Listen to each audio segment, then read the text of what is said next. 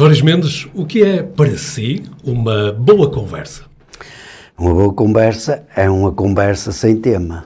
É uma conversa escorreita ao sabor das perguntas, das respostas que com certeza irão solicitar outras perguntas, também inesperadas para si, de modo que estou aberto àquilo que quiser, dá o ponto de partida e depois vamos seguindo o nosso caminho.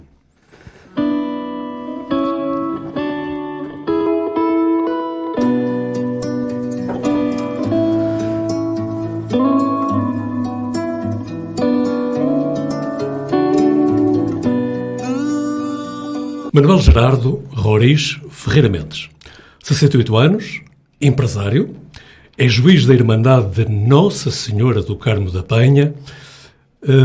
O meu convidado de hoje, eu poderia dizer que é um homem com história e com muitas histórias. E se há uma certeza que eu tenho no início deste programa é que o tempo que para ele temos destinado, precisávamos mais 3 ou 4 vezes esse tempo para podermos conversar sobre um conjunto de coisas que eu sei que o Roriz Mendes tem para contar. Histórias interessantes, mas como o tempo é o que é, Roriz Mendes, eu era capaz de lhe fazer um desafio. Começávamos a falar do início, onde tudo começa, há 68 anos atrás, uma criança ali no limite entre o Fermentões rural e a cidade, e que depois vai para a escola primária. Que recordações tem desse tempo, Roriz Mendes? Olha, não é no limite, é no extremo da freguesia de Fermentões, na fronteira com a freguesia de Azurém. E, portanto, nascido numa casa que ainda hoje está edificada, que era construída pelo avô do meu pai, portanto, meu bisavô, e que meu pai lá continua a viver. E é verdade que, sendo de Fermentões, tendo estado ligado à freguesia em termos religiosos, nomeadamente na celebração da primeira comunhão, da comunhão solene, mas com catequese sempre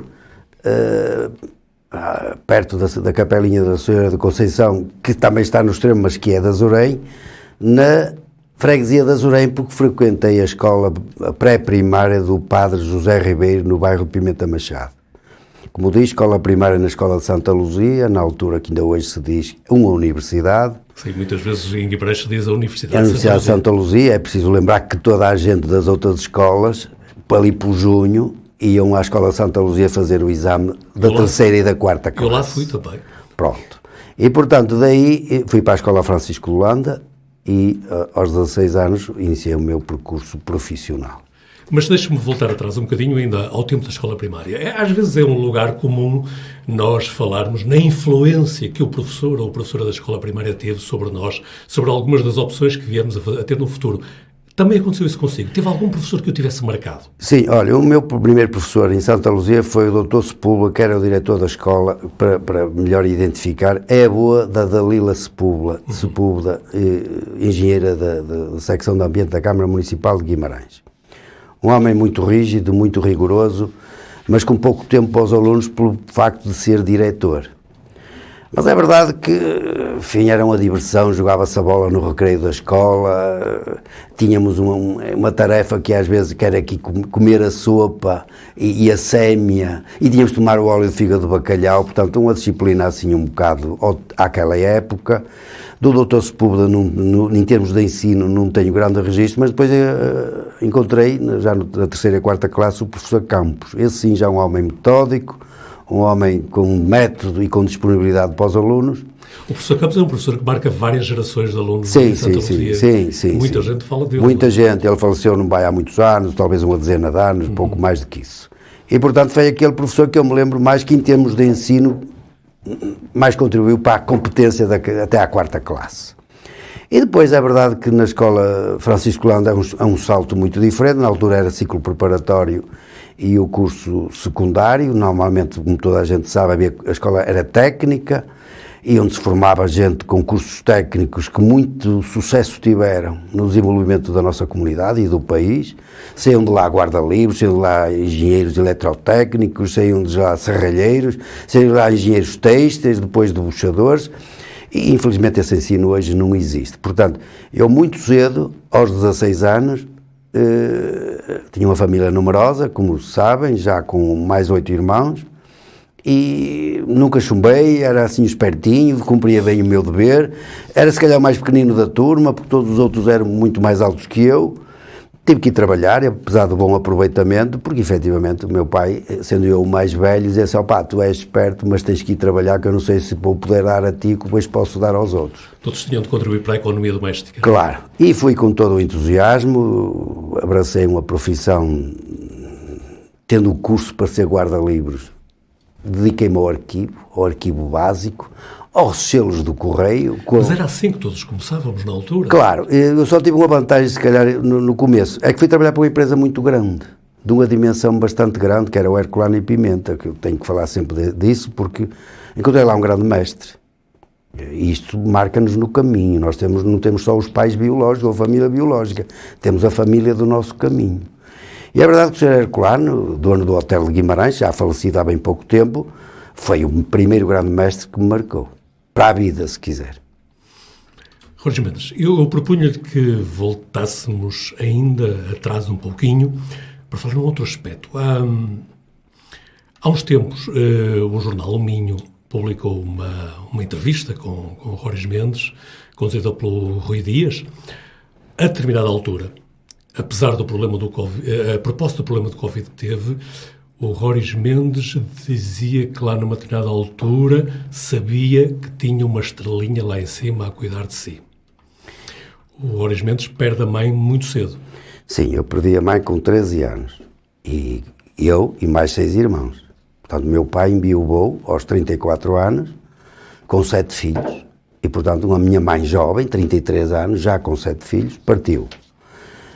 E é verdade que também marca a vida minha, da minha família, do meu pai, dos meus irmãos, marca-nos a todos. E se calhar isso também foi o primeiro tónico para eu e os meus irmãos sermos determinados naquilo que o meu pai nos podia dar, que era educação e depois possibilidades de sermos bons alunos naquilo que abraçasse. Antigamente, até parece que estou a falar da Idade Média, mas a nossa geração, digamos, crescia mais cedo. Aos 13 anos, o Roriz Mendes já sabia o que era responsabilidade. Já sabia, porque também já trabalhava para a própria empresa que o meu pai tinha. O meu pai era merceeiro e não era só merceeiro, era quase o banco do povo da época. E o meu pai e a minha avó, antes do meu pai. Porque, efetivamente, não havia créditos ao consumo, como há hoje com toda a facilidade. Quem dava crédito ao consumo, às famílias numerosas, eram os merceeiros, não só o meu pai, todos os outros. Éramos quase um bocado a banca do povo.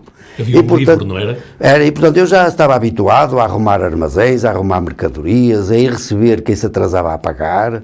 Pronto, ganhei ali com a minha avó e com o meu pai já uma certa experiência, uma certa aptidão para lidar com os humanos de famílias numerosas, carenciados, às vezes com a vida não lhes corria bem, tinha que ficar a dever uma semana, porque ganhava-se à semana, 2 ou 3, eu lembro que a minha felicidade avó, coitada, Deus a tenha, que ela também lhe deva um bocadinho do que sou, que me dizia assim, olha meu filho, aquela família tal, há 3 semanas que não vem cá, há 3 semanas que não paga o que deve, mas há 3 semanas que não consome nada. Vai lá, com menos aquilo que estão a comprar dinheiro no outro lado, que comprem aqui, que com o lucro do dinheiro que eles pouco comprar, também já bate um bocado à dívida. E portanto isto é uma arte. É uma arte. Eu diria que é um primeiro tirocínio para o empresário de hoje. Sim, tem a ver, porque depois o Sr. Herculano, eu rapidamente, era uma empresa que tinha mais de 100 trabalhadores, eu rapidamente ascendi a um lugar de chefia, havia, por exemplo, só o escritório tinha 22 pessoas, e eu era se calhar o mais novo, o terceiro mais habilitado, ou habilitado igual aos outros 2. Comecei pelo arquivo, muito básico, era tudo mais pessoas de 4ª classe, datilógrafos, lançadores de contas correntes, e portanto com a técnica que eu tinha da Escola Comercial e Industrial, rapidamente me inseri, digamos, na direção dos trabalhos daqueles com menos aptidão. E portanto o Sr. Herculano guiou-me quase para segundo guarda-livros. E é verdade que, digamos assim, um guarda-livros hoje em dia e já no passado é um registrador de registros acontecidos. Tanto registro aos factos que já aconteceram 1 mês antes ou 2 meses antes. E, portanto, eu só conhecia quase os clientes maus, porque quando eles eram bons, o Sr. Herculano não vinha dizer, olha, fulano esteve cá, comprou tanto e pagou. Quando eles eram maus, dizia assim, olha, eu fiei, estão há 2 meses, 3 meses, 4 meses, não me pagam. Não se importa de ver o que é que se passa na casa deles, a ver se recebemos alguma coisa de volta. Cá está a técnica da minha avó, deu-me jeito para isto. Eu fui sempre bom recebedor de dívidas, mesmo na empresa onde trabalhei. Os créditos difíceis eram recebidos por mim. digamos, as coisas fáceis não eram para o Roriz Mendes. E isso faz que tola-me o caminho. Eu acho que não é sina, eu acho que nós somos filhos do caminho, como lhe digo, além de filhos biológicos que somos da nossa família. Esta forma de ser e de estar, eu não tenho exclusividade disso, qualquer pessoa tem o seu caminho e a sua vida, vai ficando um bocadinho toldado pelo que lhe é proporcionado fazer, pelas pessoas que encontra, algumas em dificuldade, porque quem está em débito só não paga porque não tem dinheiro para pagar, portanto, e nós, quando vamos bater à porta para tentar receber, temos que primeiro perceber, para exigir o que nos é devido, se podemos fazer uma exigência muito grave ou tem que ser uma coisa mais soft. Vou pegar precisamente nessa sua ideia de que nós somos o nosso caminho para recordar aqui diria que um escolho bem forte que há poucos anos, há 2 anos, nem tanto, lhe apareceu no seu caminho, que foi o Covid. Sim. O Roriz Mendes não está nas redes sociais, ou melhor, está, mas não é ativo, mas, no entanto, aceitou dar o seu testemunho naquela entrevista que já referi ao Rui Dias do Minho. Porquê? É verdade. Porquê que resolveu expor-se? Não, eu resolvi. Não foi só o Rui Dias. Eu fiz o mesmo com a Rádio Santiago, com a Elizabeth Pinto, tempos antes até do Rui Dias. Vai lá ver, falou aí na estrelinha, não é? É verdade que eu tenho essa estrelinha sempre presente ainda hoje. Se calhar hoje ao sair de casa lembro-me da estrelinha, não é? Até bastou ir buscar o meu pai há bocado de manhã para me lembrar que a estrelinha podia estar em cima a olhar para nós os dois, não é? E é verdade que durante a minha convalescência do Covid, ainda no hospital, quando fiquei consciente, porque estive 3 semanas em coma induzido, fui internado nos cuidados intensivos sem ter um teste positivo. Lembro-me que quando subo à enfermaria, um grande amigo que eu não posso esquecer, que é o Dr. Carlos Alpuim, me diz assim, olha, eu julguei que tu vinhas cá para fazer um teste e que ias para casa, que te resolvia o problema facilmente. Eu não vou esperar por resultado do teste, vais ficar mesmo internado já aqui. E vou-te dizer uma coisa, vou ter que te dar hidroxicloroquina, que eu não sei que medicamento, nós não sabemos ainda que medicamento fornecer aos doentes para o Covid, então, ainda muito estranho. E passado 24 horas estava em coma induzido. E quando realmente vinha a mim, senti-me paralisado da cinta para baixo. Pois o Roriz Mendes diz que entrou pelo seu pé e saiu de cadeira de rodas. E saí de cadeira de rodas. Mas quando chego à enfermaria, vindo dos cuidados intensivos, eu não tenho imagem nenhuma dos ecrãs dos cuidados intensivos. Portanto, já devia ter entrado sedado e saí ainda meio sedado. E só quando chego e fico deitado na cama da enfermaria é que dou conta que estou sem disponibilidades de mobilidade de qualquer espécie. E então, naquelas 5 noites que fiquei ali, lembro-me de ter ralhado muito com a minha estrelinha. Ralhado, gritado, enfim, ó minha estrelinha, vais-me deixar morrer. Porque então já tinha consultado algumas mensagens que tinha no meu telemóvel, que entretanto me chegou, em que me anunciaram e me deram a notícia de que eu estive perto da morte. E depois andei ali uns dias, assim, um bocado, como digo, paralisado, não podia ir à casa de banho, era limpo com as fraldas de bebê, uma coisa aterradora em termos de personalidade, que nos causa cá, assim, uns macaquinhos na cabeça, e é aí que eu zanguei-me um bocado com a minha estrelinha. Mas a minha estrelinha não me deixou abandonada, porque no dia 13 de maio, a minha estrelinha pôs-me fora do hospital. Eu digo 13, porque o 13 para mim é uma data, é um dia, é um número muito significativo. Um forte simbolismo que vem disso. 13 de maio. 13 de maio, o dia 13, qualquer dia 13, marca um bocadinho o percurso da minha vida. Olha, a minha mãe morreu, eu tinha 13 anos. A minha filha mais velha nasceu, passado 13 anos, no mesmo sítio, à mesma hora, no mesmo local onde a minha mãe tinha morrido. E saí do hospital, estando perto da morte, no dia 13, agora de maio. Os outros era novembro. Portanto, o 13 é um dia de felicidade para mim. De que modo é que essa experiência marcou o Roriz Mendes? Não estou a falar no aspecto físico. Não, marcou, quer dizer... Bem, mas na idade em que o Roriz Mendes sofre este problema de Covid, já é um homem, mas foi há 2 anos, sim, não é? Eu direi que alguma coisa alterou. Eu confesso que alguma coisa alterou. Mas o meu caminho foi sempre um bocadinho, como há bocado dizia, os ossos tocavam-me sempre um bocadinho a mim. E a doença do Covid não deixava de ser um osso, uma novidade de um osso, mas que toldou um bocadinho a personalidade neste aspecto. Eu, quando abracei o processo da Penha, aquilo que mais me encantava na altura era resolver uma série de problemas, eu olhando-os de frente, que estavam em decadência. Via-se que a Penha estava em decadência. Entretanto, estávamos em processo de construção do teleférico, e isso foi cooptado em 1993. Nós vamos falar sobre a Penha mais à Sim. frente. Mas eu agora queria que não se perdesse neste aspecto do Covid. Não, quer dizer, eu abracei o projeto da Penha por causa da natureza, dos seres vivos. Quem ama a natureza, tratar da natureza trata de Deus. Eu tenho a minha fé. Eu sou um católico praticante. E a minha estrelinha partiu muito cedo, reforçou esses sentimentos. Mas, chegados ali, depois de já alguns trabalhos duros para chegar, fui cooptado em 93, eu vi que aquilo realmente estava uma miséria. E, portanto, eu disse assim, bem, agora, se gostas da natureza, vais-te empenhar aqui.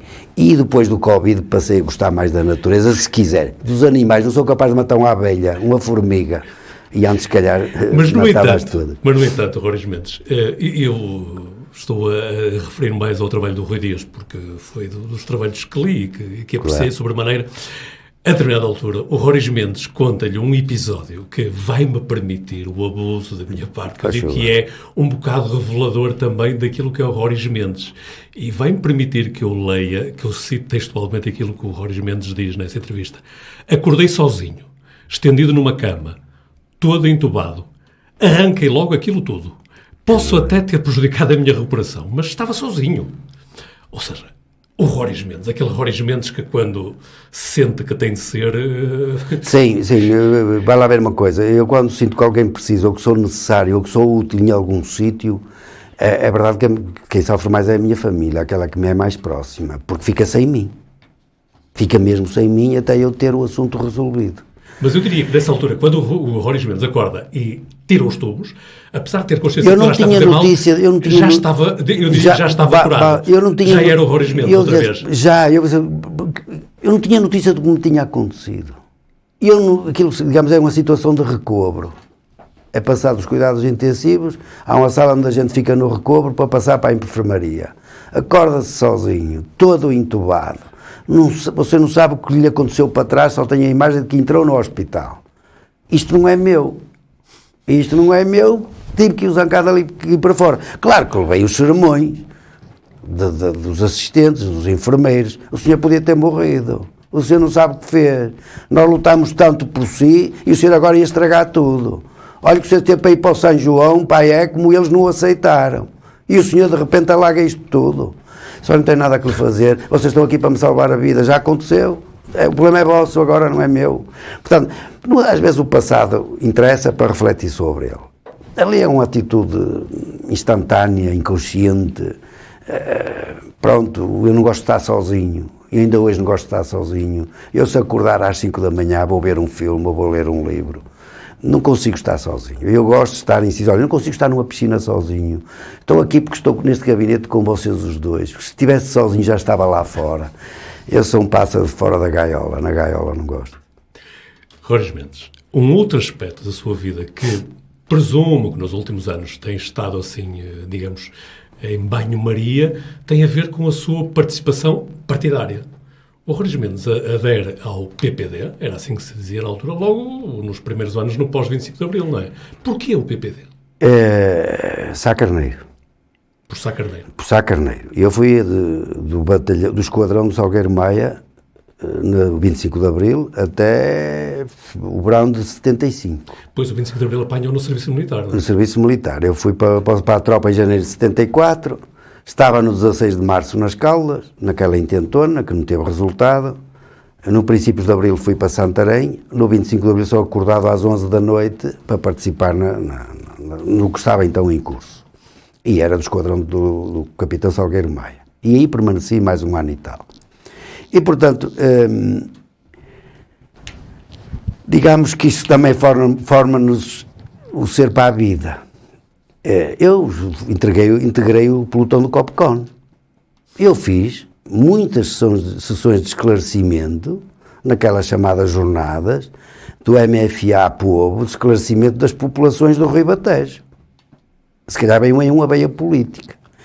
E Sá Carneiro porquê? Eu, como tinha tido muito trabalho para ser alguém, estudando bastante, enfim, o Sá Carneiro dizia isto: escola, saúde e justiça igual para todos. Do resto, quem tiver unhas que toque viola. Eu na altura revi-me nisto, porque também tive isto com o Salgueiro Maia. O Salgueiro Maia nunca quis uma distinção comparativamente com os outros colegas, foi capitão até eu sair da tropa. E morreu major. Os oficiais de Abril, quase todos são generais. E ele nunca quis. E, portanto, as qualidades do Salgueiro Maia, eu, na altura, moldaram-me. A humildade, serviço da população, e posso lhe dizer isto, quer dizer, não havia GNR nem PSP. A tropa andou 1 ano e tal a substituir, junto da população civil, quando elas necessitavam, já não chamavam a PSP nem a GNR, pelo menos na região do Ribatejo, chamavam a tropa. E às vezes ia Horis Mendes e homens do piquete. E, portanto, isto fez-me descer à terra outra vez. Mas isso poderia ter levado a militar num partido de esquerda, com essa experiência tão basista, tão de poder popular. Sabe, também passei o Branco Quente, de 75, o Gonçalvismo, o Copcon também foi uma escola para mim, meter tudo no campo pequeno, tudo isto era soundbites, pronto, terríveis, que não estou lá, fiz muitas operações stop, andei atrás de pitos que fugiram de Alcoentre, e portanto, há aqui também uma envolvência, se quiser, também política, ou de consciência política, ou de consciência humana, humanista, com aquelas populações, que, olha, quer ver quando me dá o toque que eu estava errado com o Copcon? Quando tivemos que invadir a sede do MRPP em Santarém, para desancá-los da sede e trazer todo o seu espólio para dentro do quartel da Escola Prática de Cavalaria. E eu coube uma missão. E foi aquilo, uma coisa tão espúria, que eu disse assim: ó Manela, que era eu, tu não podes servir para isto. Abre os olhos. E aí comecei, afinal, este Copcon não é aquilo que eu desejo. Este, sobretudo, não me serve. Percebe? E, portanto, já é quase no fim, já nos finalmente da minha estadia, porque depois vim para o Porto, para o Regimento de Cavalaria no Porto, ali por voltas quando acontece o Palácio de Cristal.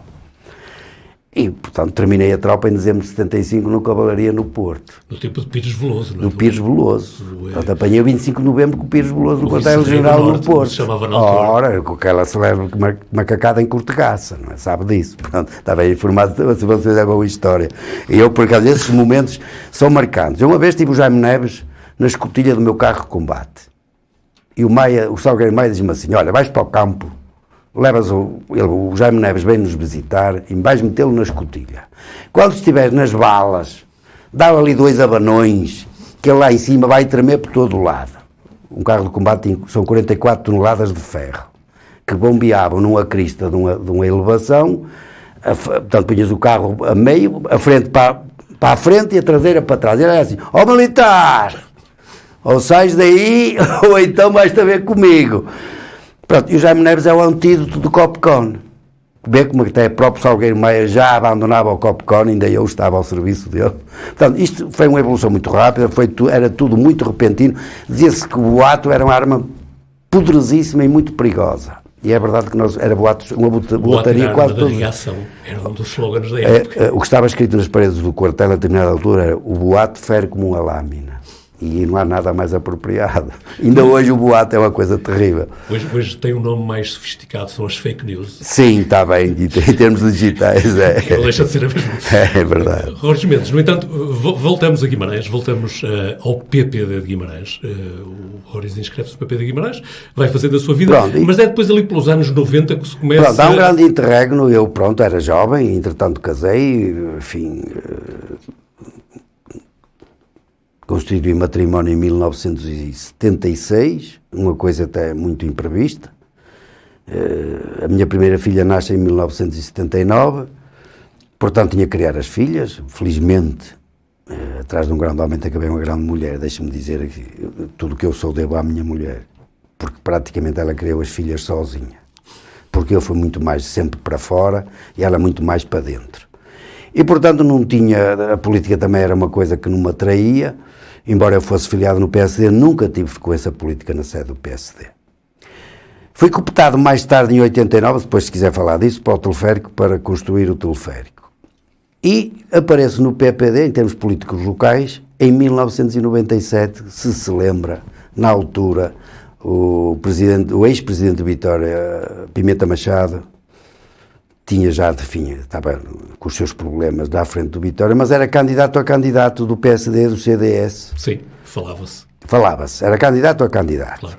E que foi chumbado, quer pelo professor Marcelo Rebelo de Sousa, quer pelo falecido ex-governador civil, o Dr. Fernando Alberto Ribeiro da Silva. E fizeram cair, enfim, aquela candidatura a 4 meses das eleições autárquicas, 4, 5 meses. E, portanto, aquilo caiu tudo, era o ano em que se tinha verificado a refiliação, na altura secretário-geral Rui Rio, agora bem conhecido, e na refiliação o PSD de Guimarães ficou com 93 ou 97 militantes, quer dizer, com cotas em dia. Eu era um dos 93 a 97.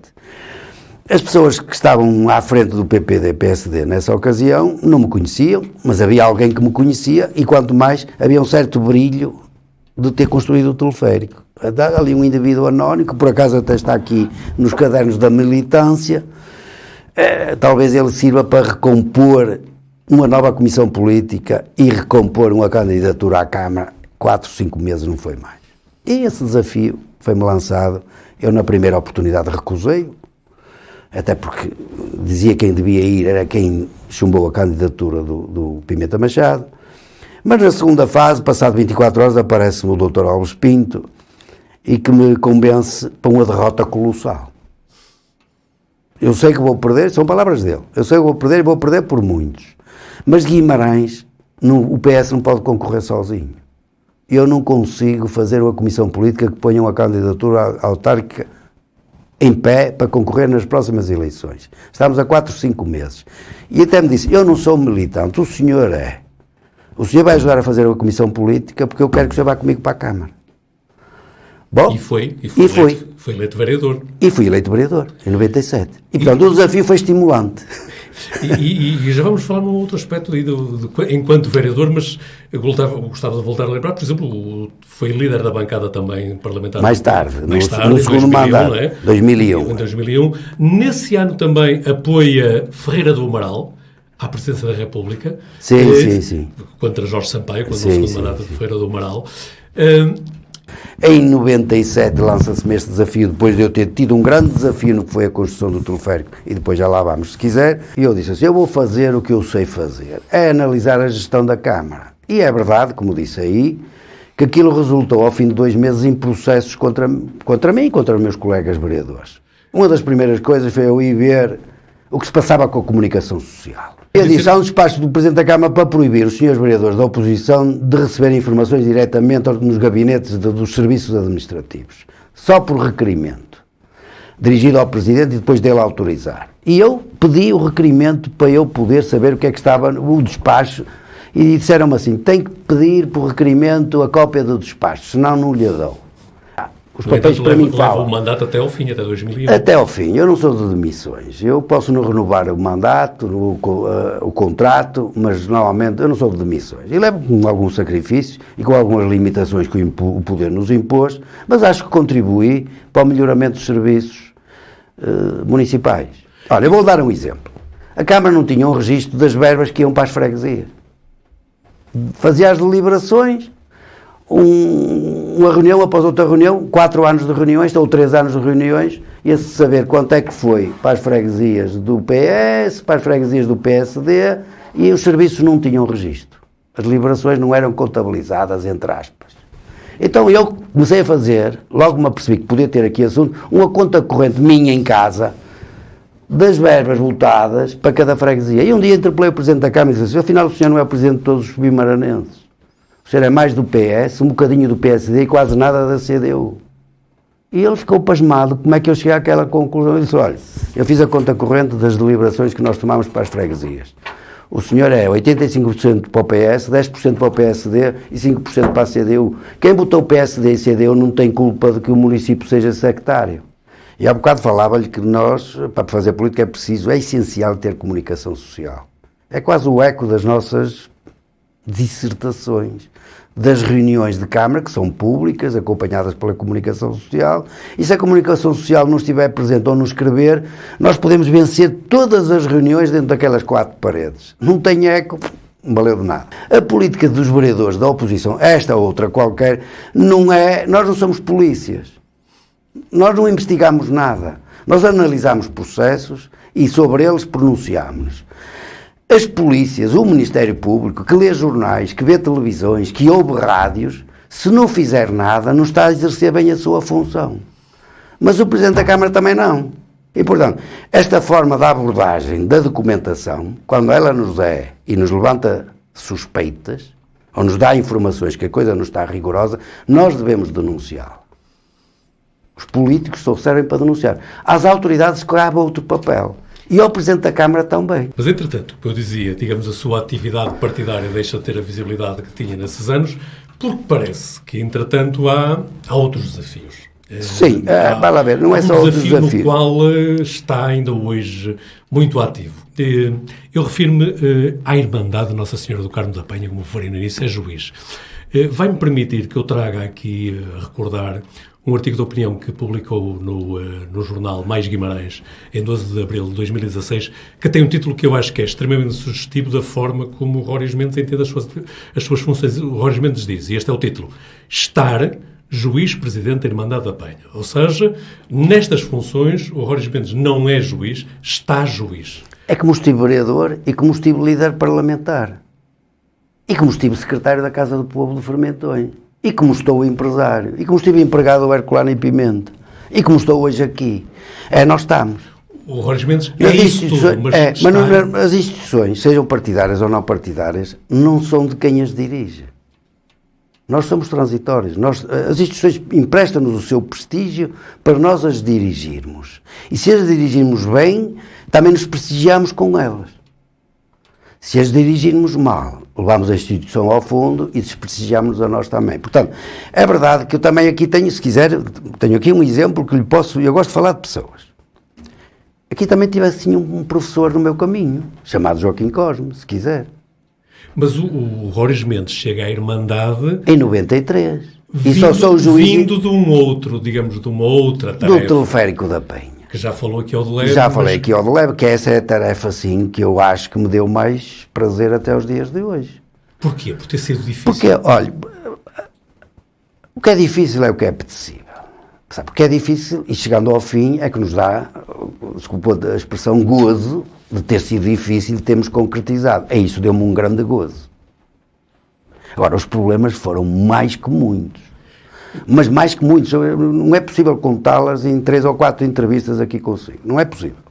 Foram vividas e ultrapassadas, que é o que conta. Mas está a ver, ainda novo nesse projeto, eu comecei em 89, em 93, quem me acompanhava, o Sr. Joaquim Cosme, que era vice-presidente na altura, da Turipenha, cooptou-me para a Irmandade da Penha e eu não o conhecia de lado nenhum. Se calhar, já ele... mais velho que eu, 20 anos, apreciava as minhas qualidades com que eu ia preparando os dossiês do teleférico. Ele só não caiu porque os dossiês nunca caíram. Os dossiês estavam sempre atualizados e bem tratados. E, portanto, computando-me para a Penha, eu rapidamente percebi que a Penha também precisava de ser revigorada. Estava estiolada no tempo. E, olha, uma das coisas que lhe disse logo, eu disse, Sr. Cosme, vão chegar os turistas, isto está tudo num canho, tudo danificado. Já não fazem podas há 40 anos, as escadas do escadario desapareceram, há lixeiras por todo o lado. Isto não é turismo. Nós, antes dos turistas chegar, antes da inauguração do teleférico, temos que começar a recuperar isto. E começamos a recuperar. Aliás, o primeiro plano de recuperação da Penha é de 96. E o teleférico, começou a funcionar em 95. Mas já em 96 já a Penha tinha revigorado alguma coisa. Eu percebi que havia ali um homem que tinha, enfim, alguma garra, alguma dinâmica, alguma perspectiva, carregava um sonho, que era fazer a ligação de Guimarães à Penha, que tinha mais de 100 anos, era de 1884, portanto, muito antes do Sr. Cosme. E, portanto, também é que os mais experientes, mais antigos, e que a gente, no nosso cotidiano, se revê em algumas dessas personagens, somos mais novos, bem, tem aqui qualquer coisa a aprender. Ele lança-lhe o desafio e o Róris Mendes diz logo que sim. Logo que sim. E posso lhe dizer que é o seguinte, hoje posso dizer isto com toda a vontade. Eu nunca discuti quem eram os companheiros de percurso, quem eram os meus colegas diretores, quem eram os companheiros da Assembleia Geral, do Conselho Fiscal, dos órgãos de... Nada. Nunca discuti a organização. Não teve o receio de eventualmente entrar numa equipa que não seria uma equipa? Não, o Sr. Cosme inspirava uma confiança que eu precisava. Não é? Pela sua tenacidade, inspirava uma confiança que eu precisava. Mas percebi cedo que precisava que eu organizassem ele, porque isso eu já sabia do teleférico. O Sr. Cosme tinha um verbo excelente, mas não tinha uma organização documentária excelente. Essa tinha eu. E eu acho que isso aí, nós juntámos bem os dois. E, portanto, quando cheguei à Penha, aquilo que eu verifiquei no teleférico, encontrei na Penha para pior, se quiser, mas numa dimensão muito mais reduzida, em termos, se quiseres, de orçamento. O teleférico, a máquina custou 18 milhões de francos franceses, hoje 2 milhões e meio de euros. Era a obra, na altura, maior do município, até então. A Irmandade da Penha vivia de esmolas, e pouco mais. O hotel pagava 80 euros de renda por mês. Portanto, tudo aquilo estava decrépito e em decadência. E é verdade que percebi cedo que aquele homem organizado, nós podemos chegar mais longe. E chegamos. Chegamos. Com algumas lutas, Olha, a primeira luta foi ceder o parque campismo ao município. O doutor Magalhães, na altura presidente, queria que a Irmandade lhe desse parte do terreno que era da Irmandade, dada ao município. E nessas negociações, que eu representei a Irmandade, disse, não, nós não estamos cá para dar nada. Então dá à Câmara à Irmandade e fazemos nós. O melhor parque campismo da Europa. Se o senhor arcebispo quiser dar, demite-nos na véspera e depois dá o senhor arcebispo quando nós não estivermos cá. E ele acabou por comprar. Comprar como? Por troca de benfeitorias. A Irmandade praticamente não recebeu um tostão. Olha, foi o primeiro saneamento básico que se construiu na Penha. Foi à boleia das negociações do parque campismo. Construiu-se o edifício de Santa Catarina. Portanto, a Penha começou a medrar. Estava estiolada e começou a medrar. Teve alguma organização, se quiser, alguma organização na ação. Eu nunca vi os arquivos da Irmandade da Penha até ser juiz. Como assim? O Sr. Cosme era o juiz, era o guarda fiel. Eu fiz as atas todas, manuscritas. Mas o conteúdo da documentação esteve sempre com o Sr. Cosme, que era o juiz e que tinha efetivamente um funcionário que tratava essa parte. E, portanto, quando eu sou juiz, eu recuperei todo o acervo histórico da Irmandade. Se quiser, desde o século XIX. E se calhar é daí que até aos dias de hoje, veja lá, 2006 até aos dias de hoje, a Irmandade tem efetivamente uma grande vaidade, entre aspas, do acervo que tem, que é, neste momento, uma ferramenta de trabalho para nós, para quem nos procura, para quem quer estudar aquele território, nas suas várias valências, e que efetivamente nos dá, hoje, uma postura perante a sociedade, se quiser poder local, ou poder nacional, ou simples cidadão, uma força que nos é reconhecida por todos, porque sabemos do que falamos, sabemos de onde viemos e sabemos para onde queremos ir. Nós temos planos, eu já faço 5 mandatos seguidos, vou-me candidatar a um 6º mandato se Deus me deixar. E se efetivamente a autoridade eclesiástica, como está estabelecido, assim o reconheça, que é necessário e que sou útil. Digamos que eu tenho consciência de 3 coisas.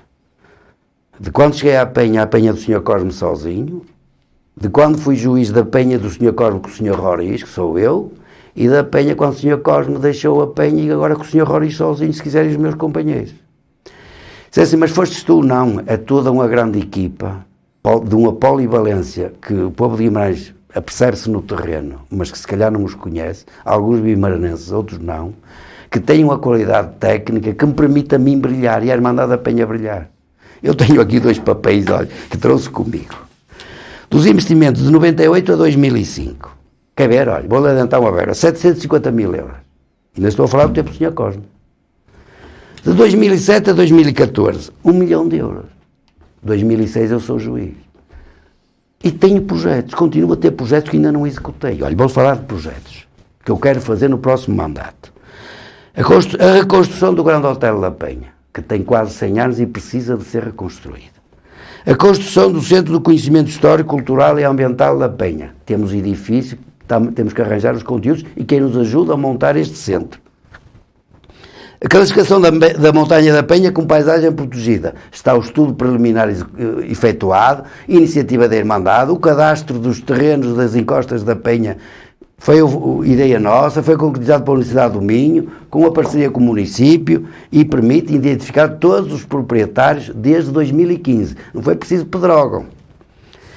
A finalização da construção da segunda e terceira fase da via estruturante, que está projetada desde 2001. Isto é uma obrigação da Câmara Municipal de Guimarães. E quero restaurar, finalmente, uma coisa que é urgente. O carrilhão do Santuário da Penha, que é o maior do Norte. Tem 19 sinos, morreu-me o sineiro, e é tocado manualmente e não há sineiros para o tocar. Portanto, vamos ter que fazer ali uma intervenção, se quiser, de restauro, requalificação, de modernização, de se calhar tocar automaticamente e manual também. Isso vai exigir da sua parte um enorme poder de negociação. Porque a Irmandade da Penha é uma instituição canónica, mas relaciona-se com o município, relaciona-se com o poder. Eu diria, para utilizar uma imagem do Evangelho, a Irmandade da Penha tem que se relacionar com César e com Deus. Sim, e isso já o fizemos, sabe? E até já temos a estrutura a funcionar desde 2017. Em 2017 fundámos uma empresa, se quiser, da atividade civil, e separámos da atividade canónica, da atividade do culto. A Montanha da Penha, Turismo da Natureza Limitada, é um unipessoal, propriedade da Irmandade, que já trata daquilo que é a atividade civil comercial. A Irmandade da Penha continua a desempenhar as funções da parte canónica e religiosa, portanto são duas entidades distintas. Isso já existe desde 2017. Porque, este nosso espírito, que nós transitamos com nós desde o nosso caminho, se quiser, desde Santa Luzia, ou se quiser da minha falecida avó, da Marcieira, da Eduardinha, ou do meu pai, do Zequinha, que é assim que é conhecido, aquele espírito de organização, eu ainda o tenho hoje. Eu gosto de fazer um bom plano, fazer um bom projeto, discuti-lo, analisá-lo, recolher contributos e depois lançar-me na execução desses planos. É verdade que isto é muita fruta. Isto que eu lhe acabei de revelar aqui como objetivos é muita fruta. Eu, quando me sentei, quando me deram um lugar de tesouraria no teleférico, em 89, o preço do teleférico, como falei há bocado, era equivalente só da máquina em 2,5 milhões de euros. Eu era um tesoureiro que não havia um tostão. E não desisti de deixar de ser tesoureiro num investimento que só de máquina, é preciso dizer que chegou aos 4 milhões de euros com as infraestruturas da estação de cima e os pilares, e não me fez fazer a bater em retirada. Eu acreditei nas pessoas que tinham ao meu lado. E costumo dizer assim com quem aprendi também. O dinheiro está sempre fabricado. O que está é nas mãos de quem o detém. E é verdade que há público e privado, não é?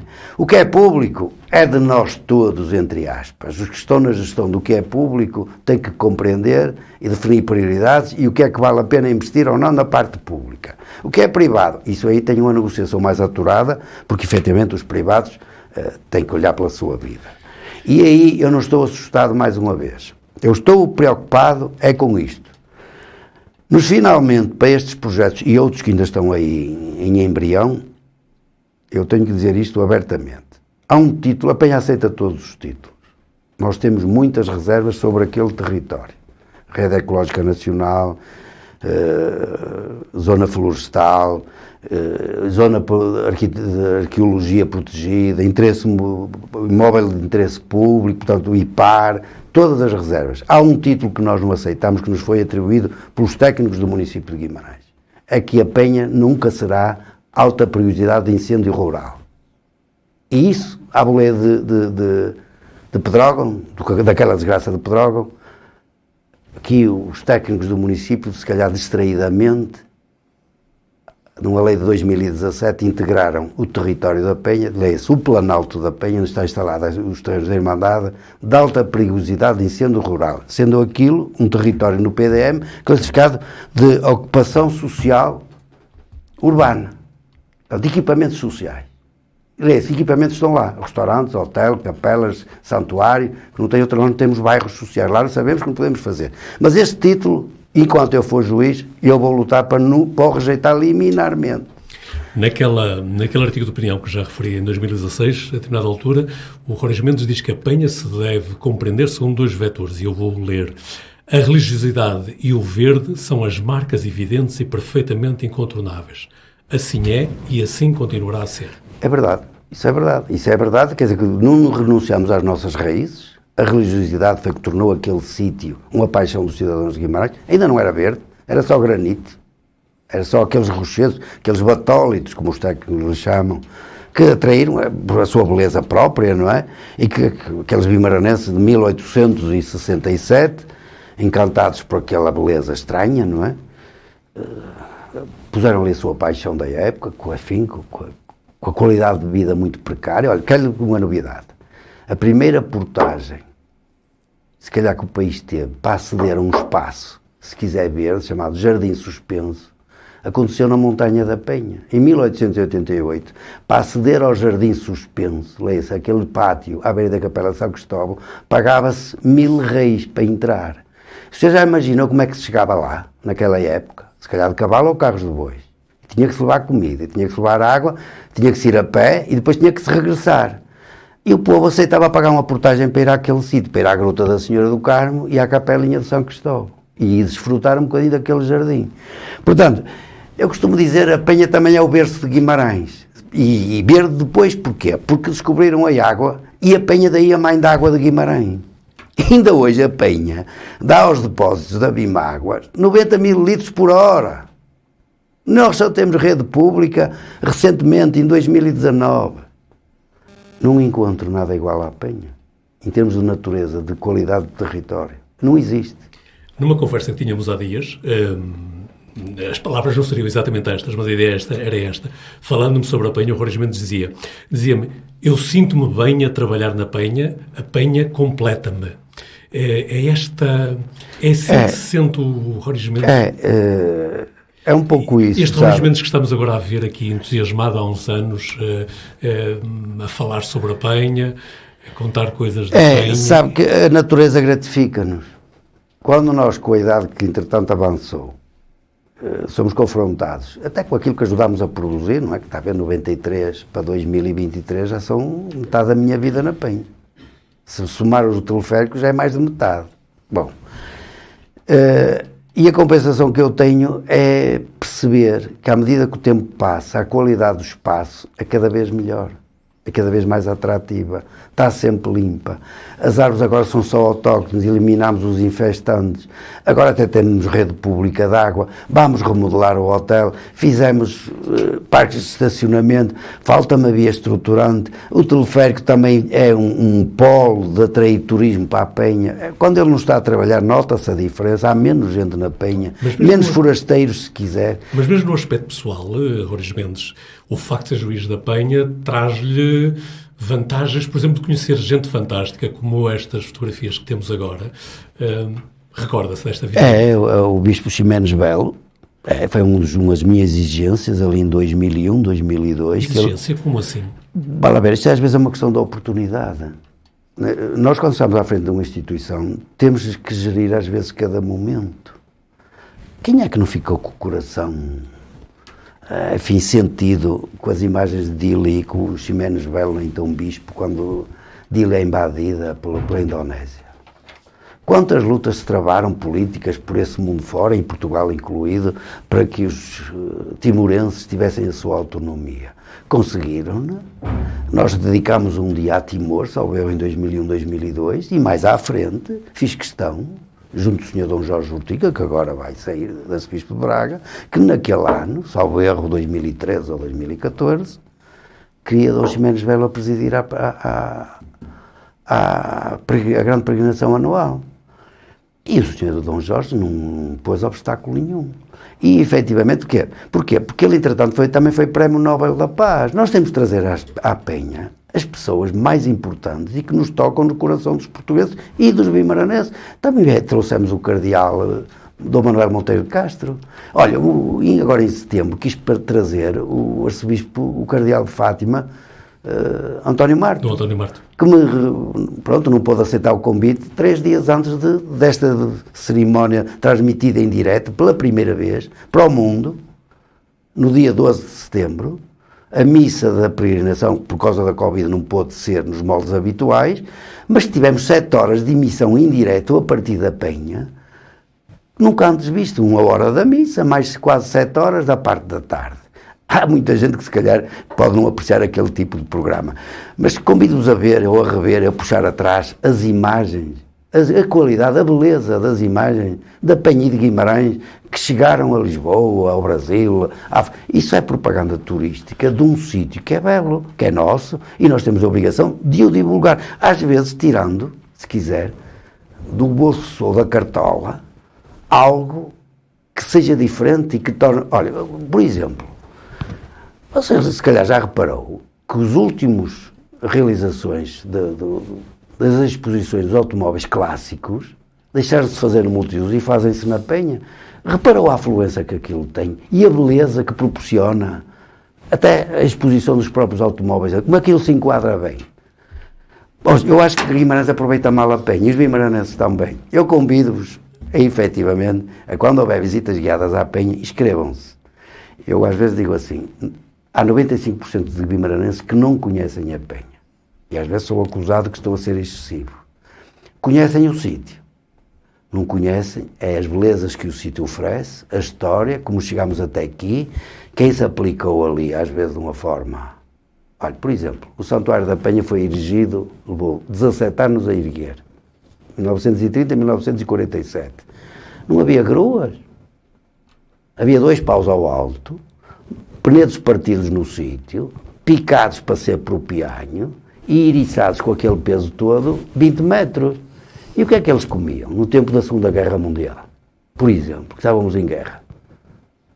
Alguns iam a Darões, de manhã, para regressar à noite, para tornar de manhã durante 17 anos. Já viu a responsabilidade do juiz, deste ou de outro qualquer que vier a seguir, e dos que o antecederam, de não enobrecer o esforço desta gente, de se esquecer e deixar aquilo... Já lavei 3 vezes as fachadas do santuário. Já mudei toda a instalação elétrica do santuário. Havia lá uma parede que estava prestes a ruir. E às vezes são coisas que depois de prontas, sabe, Magalhães? A mim dão-me muito prazer, e depois de prontas já não são mais visíveis. Jorge Mendes, confirmaram-se as minhas piores expectativas de que não íamos ter tempo para conversar. Íamos apenas abrir aqui algumas janelas de conversa, porque havia mais coisas que eu queria falar com o Jorge Mendes. Não falámos do Vitória, por exemplo. Não falámos do Jorge Mendes, empresário. Não, isso é o que menos conta, sabe? Mas também era interessante. Jorge Mendes, qual era uma pergunta que estava à espera que eu lhe poderia ter feito e não fiz? Lança-me um desafio que é quase uma pergunta de €1 milhão, eu não estou dentro da sua cabeça. Eu às vezes uso dizer isto aos meus colaboradores, quando estou a pedir-lhes qualquer coisa, é que eu estou em FM. Põe-te em FM, se não estou em AM não recebes o que eu te estou a dizer. E esta é a riqueza do ser humano. E é a dificuldade do ser humano. Então, assim sendo, posso-lhe lançar um último desafio? Faz favor. Porque sei que o Jorge Mendes até gosta de desafios. Imagino que trocávamos de lugar. Com quem é que o Jorge Mendes gostava de conversar? É uma boa questão. Sabe, eu sou tendente, eu gosto muito de livros clássicos. Acho que percebemos mais, e antigos, quanto mais antigos melhor. Percebemos mais o ser humano. Porque há grandes revoluções que nos são, às vezes, transmitidas e que são grandes graças para as populações. E, portanto, aí aprendemos às vezes como é que os homens brilham em determinado ponto do universo e no seu próprio território são autênticos facínoras. Olha, eu gostava de entrevistar o meu pai. Eu conheço-lhe quase tudo. E porquê? Olha, eu vou revelar isto, ele não vai levar a mal. Eu ontem fui com ele ao médico. Porque são 90 anos e, efetivamente, às vezes as coisas não... tem que se perceber a cada momento. Teve uma pequena descompensação e, portanto, tive que o levar ao médico por pedido, enfim, teve que ser. Uma consulta de medicina interna e, sabe, está-me sempre a dar novidades. É aquele pai maravilhoso que você sabe, você conhece-o bem, aquele homem que efetivamente teve as suas dificuldades na vida, mas que os ultrapassou. E numa auscultação assim um bocado mais aturada, a médica pergunta se ele tinha tido algum problema na adolescência. E ele disse, sim, tive um problema pulmonar grave. Está a ver? Deu-me uma novidade. E eu já vou fazer quase 70 anos, brevemente. E, portanto, ele já é meu pai desde essa altura. Pronto, é aquela pessoa que às vezes parece fechada, e é um bocado, que eu acho que tenho assim às vezes uma chave para poder abrir um bocadinho, mas que não nos deixa de surpreender. Aquele período daquela grande desgraça que lhe aconteceu e que efetivamente ele ultrapassou e que estamos aí todos vivinhos da Silva e todos efetivamente lançados na vida. Uma coisa é, nós hoje podemos apreciar isso. Outra coisa, e agora deixa-me misturar aqui aquilo que eu passei no Covid ou no do pós-Covid, a minha realidade. Ele teve uma realidade lá atrás, ao enviuvar com 7 filhos, muitas noites dormidas ou mal dormidas, que se calhar aquele cérebro, tal como o meu, quando dei por ela que fiquei paralítico à saída do Covid para a enfermaria, eu acho que fiz a revisão da minha vida toda, em poucos dias. E eu vejo o que é que aquele homem deve ter feito e refeito, imaginado e lutado, porque ele ainda não disse tudo. Manuel Gerardo Roriz Ferreira Mendes foi o meu convidado, a quem agradeço imenso a disponibilidade que desde o primeiro momento manifestou para podermos conversar. Na ocasião, foi logo claro que não ia haver entrevista, ia haver uma conversa.